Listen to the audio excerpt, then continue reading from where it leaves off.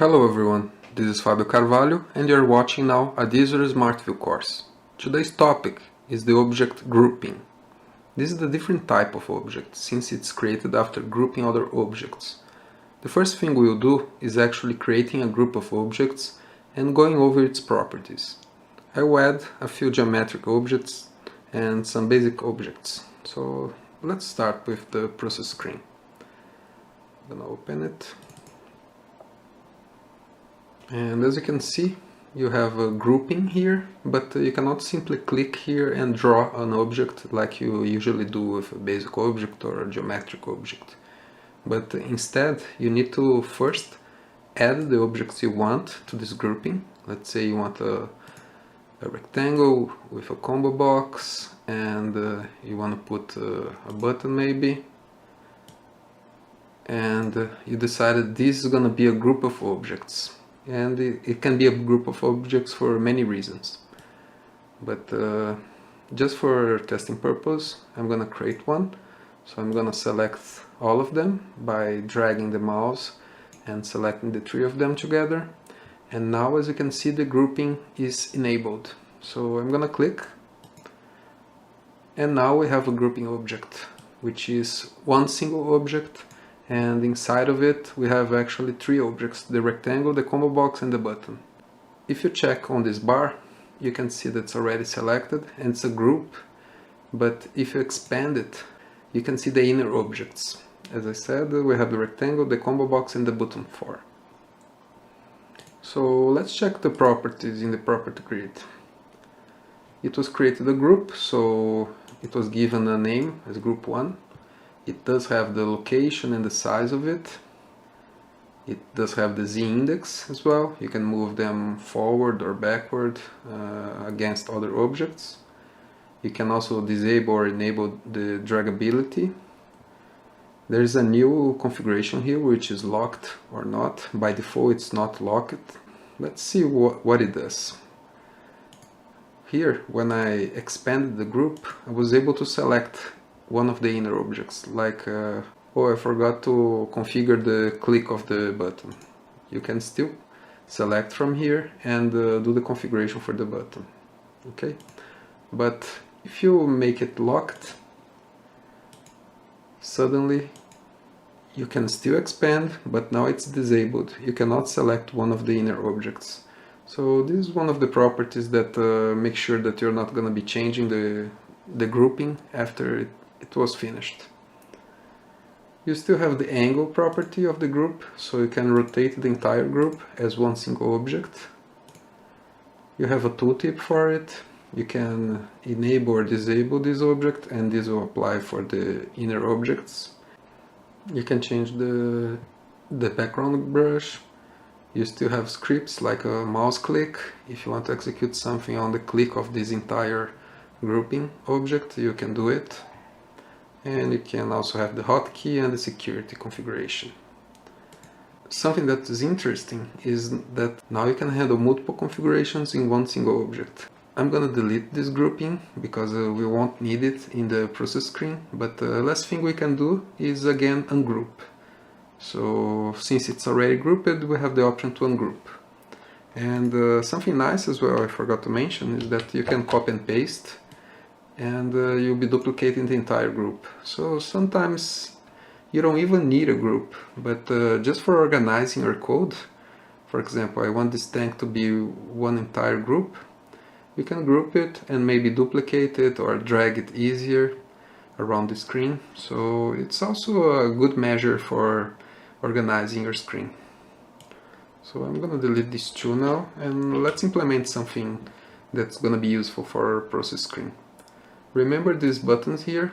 We have, actually it's a rounded button, but it does have also another object. This one is a polygon for representing the play button. We also have a rectangle here as a square with the button behind. We also have this button here with a symbol from our symbol library. So what we were planning to do, and we did before, but it wasn't the way it was expected, is that We changed the visibility of the button, but we didn't change the polygon, for example, or the rectangle or the symbol. So if we wanted to hide both objects here, I would need to apply the IsVisible property twice. One for the button and another one for the symbol, which is over the button. And we can do it easier if we just select both of them and create groups for them. So I'm gonna create a grouping for this element. I'm gonna do the same thing for the stop button and another one for the clean button. So now we have a group and we can apply the IsVisible property to the entire group. So let's do it. I'm gonna put under this one. This is something that we already done, but I'm gonna apply now for the group. So if production status equals 1, it's gonna be visible only if the tag is 1. We're gonna do the same thing for the stop button. So it's gonna be visible if it's equals 2. And the same thing for the third one, but now we need to check 2 tags. Production status needs to be equals 0, but we also have the start clean machinery tag, which needs to be false.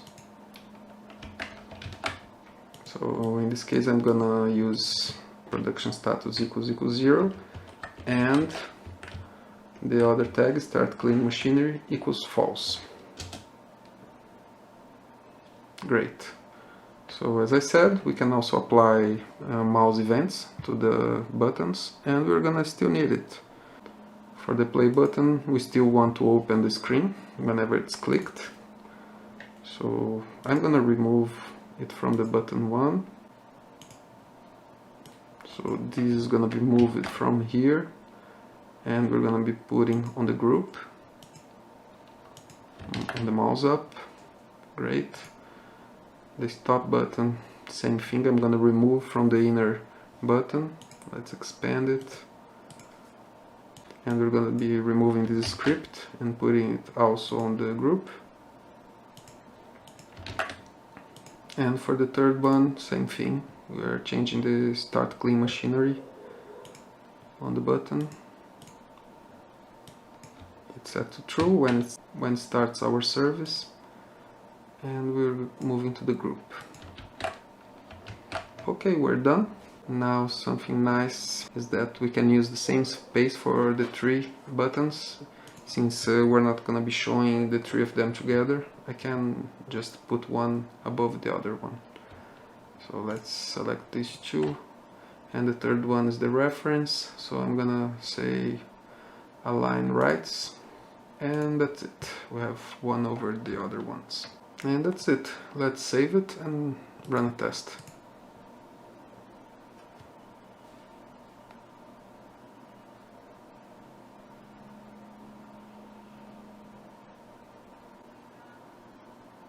Okay, we have the application running, and let's go to the process screen.